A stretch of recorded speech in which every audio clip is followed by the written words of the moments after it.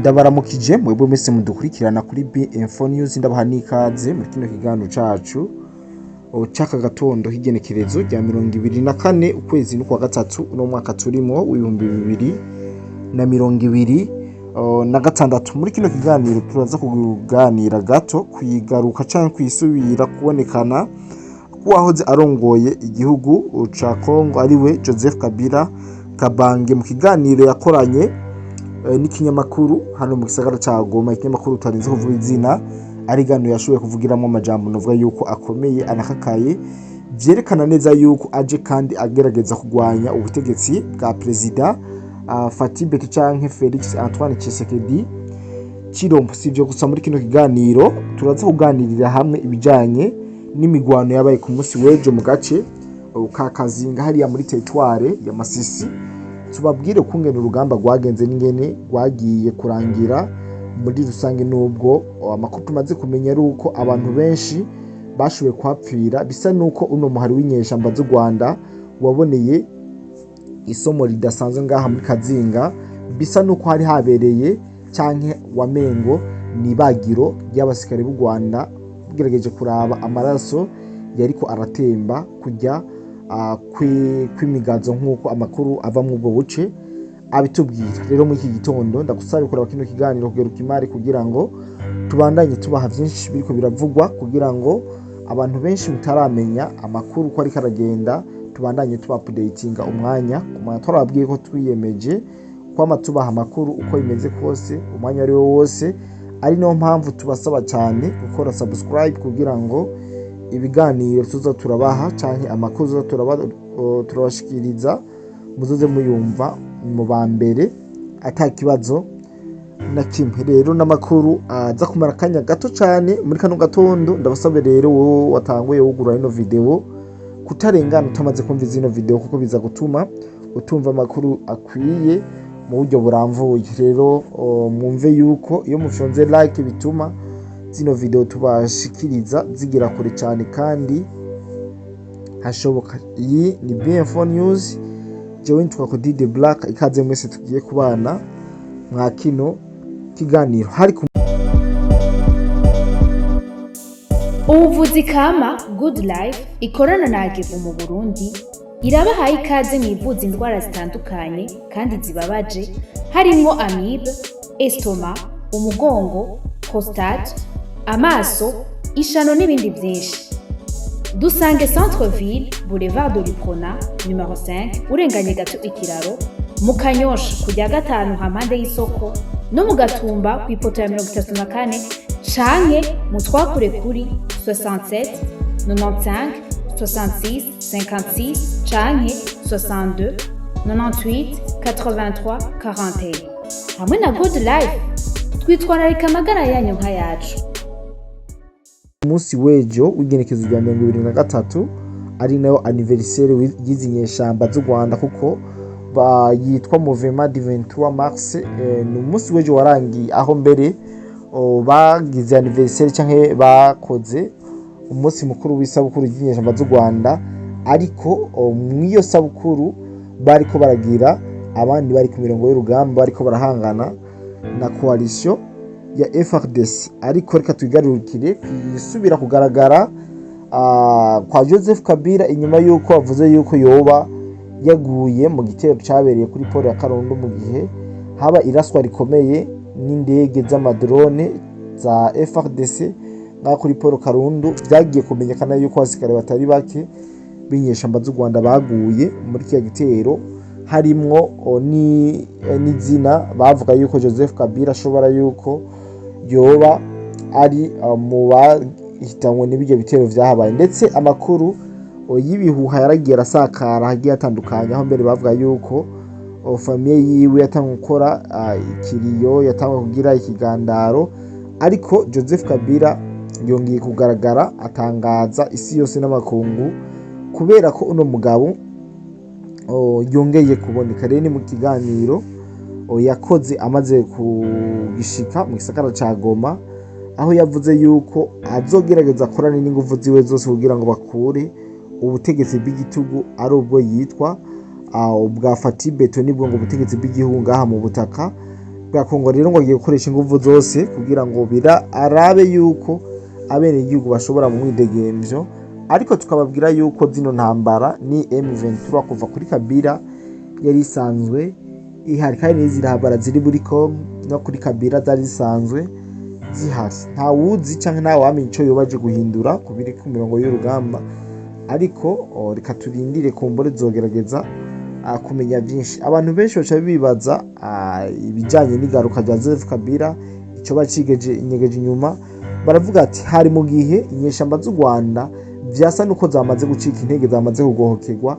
Eske Joseph Kabila araza kugira icyo akoze kugira ngo bashobore kugira basubirane morale cyane zino nyeshamba z'u Rwanda? Ibi vyose novuga yuko ari biko biribazwa n'abagiye batandukanye, aho babona yuko yobagarukanye motivation canke yobagarukanye ingufu zidasanzwe na cyane mu gusutena canke mu gufasha mu buryo bwose zino nyeshamba z'igihugu cy'u Rwanda M23.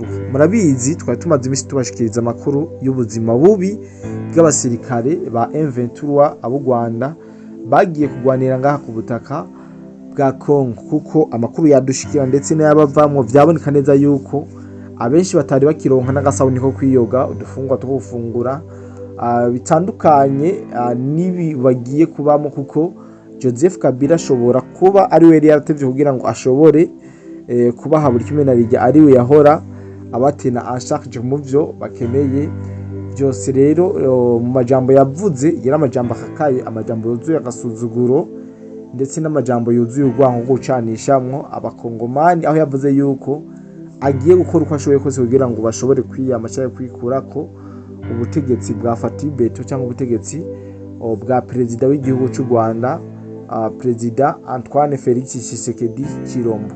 Rero turaza gukomeza tubayagire byinshi bijanye na Joseph Kabila kongera kugaragara, ariko tutibagira gusimbira ku mirongo y'urugamba, naho tubabwire ukungene ibintu vyifashe nuko vyari vyifashe ku munsi w'ejo w'igenekerezo rya 23 kuri uwo munsi nyene urangiye, niho muri Kazinga muzi yuko aragace kari kamaze indwi zigera kuri zitatu mu minwe ya FRDC, mu gihe bakubita bakahomora inyeshamba z'igihugu cy'u Rwanda, bahita birukira muri Murema zino nyeshamba z'u Rwanda.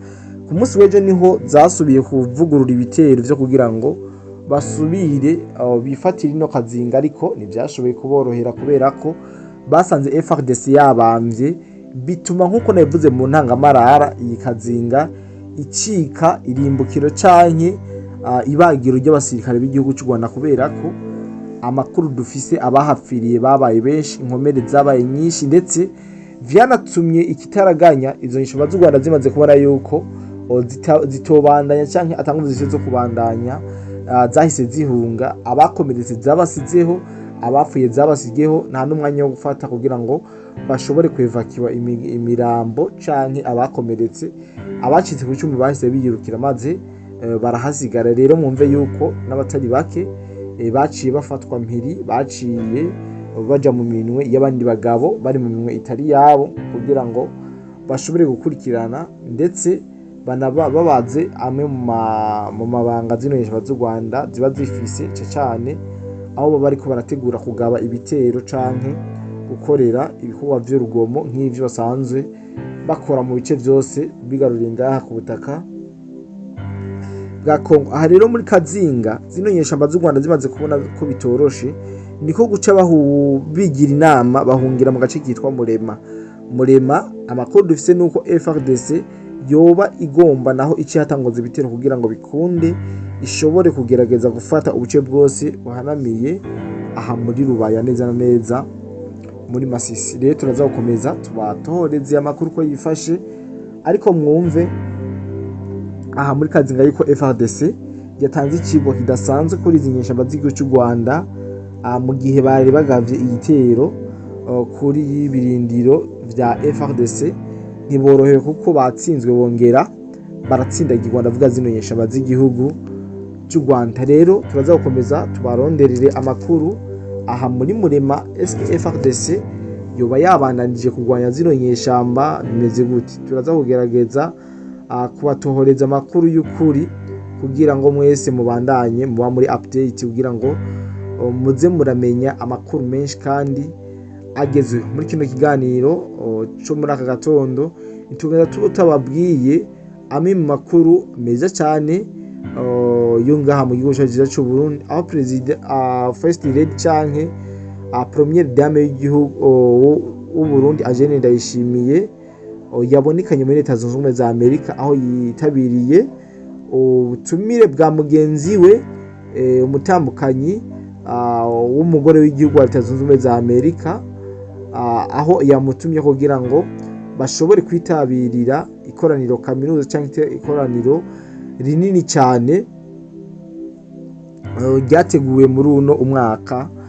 Rero akaba yamaze gushika amahoro, ndetse yashitse mu gihe perezida w'igihugu cy'u Burundi nawe yari yaciye atahuka mu gihugu cy'u Burundi avuye mu rugendo rw'akazi, aho yagendeye muri za Colombia, ndetse aragerageza no guhura na bamwe mu bategetsi cyane abari muri biriya bice vya Amerika yarasanzwe arimo. Rero mwumve yuko amakuru akomeza kuyashikiriza kandi tubabwira byose uko biriko biragenda. Si ivyo gusa, tusimbiye hakurya y'amazi kure cyane, umushikiranganje w'ingabo w'Uburusiya ariwe Andrei Belausov yavuze ati yego ivyo tuvuze twobisubiramo kenshi, Iran ifise ibikoresho vya misile bikaze na Amerika ubwayo idafise, bafise ibigwanisho vyinshi bigezweho kandi bitarakoreshwa na rimwe ku rugamba, ibisasu vya misile vyo gushwanyaguza bigashira hasi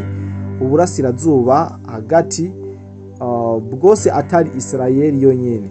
Turasaba Amerika guhagarika intambara, bakemera ko operation bayitsinzwe, bitabaye ivyo barakomeza gutangazwa n'ibihombo no gusenyuka gukomeye kubaho kwa Amerika. Aya namwe mu makuru yo hakurya y'amazi twashoboye kubaronderera, aho imigwano y'igikomeye Iran igikomeza kurasa ibirindiro byose birimwo abasirikare ba Leta Zunze Ubumwe za Amerika, aho tuza gukomeza naho kubabwira byinshi uko bimeze. Abantu bose bari mu ntware muri Iran barishwe. Rero nta nkika ko hazoba ihinduka ku biriko biraba, cyane mubona yuko ubiri inyuma ari Donald Trump, kandi Iran itemera kuguma yemeranya nabo ibijanye n'ingene bariko baricwa n'ibitero bikomakomeye biriko birava muri Israel bifatikanije na Leta Zunze Ubumwe za Amerika. Ni nyuma y'ibitero Amerika na Israel yaraye ikoze mu ihuriro ry'umuyagankuba muri Iran nk'uko bari babiteguje, hakiyongera ko ibitero vyakozwe ku ngabo za Iran. Perezida Donald Trump wa Leta Zunze Ubumwe za Amerika ku muhingamo wo ku munsi w'ijungezo rya 13 abicishije ku rukuta rwe rwa X cyangwa X Twitter, yatangaje ko ahagaritse intambara kandi ko yamaze gutegeka ingabo ziwe guhagarika ibitero mu kiringo cy'imisi 5. Ni mu ntumbero ni kugira ahe amahigwe n'umwanya umwumvikano biciye mu biganiro n'abategetsi bashasha ba Iran, kandi ko yamaze kubigirana nabo. Ibi byaciye ku rubuga cyangwa ku rukuta rwa Perezida Donald Trump. Ivyo bimaze kuba umugaba w'ingabo wa Ministère des Affaires étrangères wa Iran yaciye aza arabibeshuza, aho umushikiranganje w'imigenderanire ya Iran n'andi makungu yahakanye ko atabiganiro bafitaniye na Leta Zunze Ubumwe za Amerika nk'uko vyari vyatangajwe ku rubuga rwa Perezida Donald Trump arongoye Leta Zunze Ubumwe za Amerika. Rero ni mu gitondo cyo kugenekezo ya 13 indege 50 za Amerika na Israeli zasutse amabombe ku birindiro vy'ingabo za Iran biri mu gisagara cha Tehran ngaha muri Iran. Murumva yuko ibintu bikomeza kuba bibi cyane, ibintu bikomeza kuba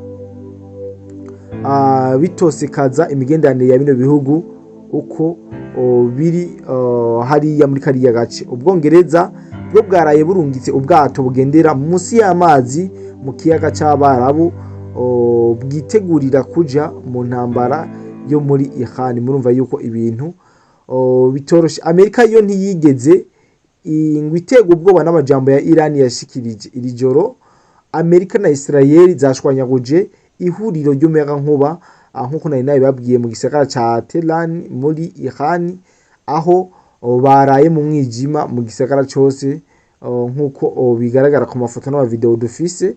Rero birameka neza yuko ibintu bikomeza kuba bibi cyane. Rero reka ndabikibanure kumbure, turaza kongera guhurira mu bindi biganiro vyacu vy'uno munsi, aho ndabifuriza akazi keza no kuroranirwa mu vyo mugiyemo vyose. Kumbure turongera guhura. Bye bye.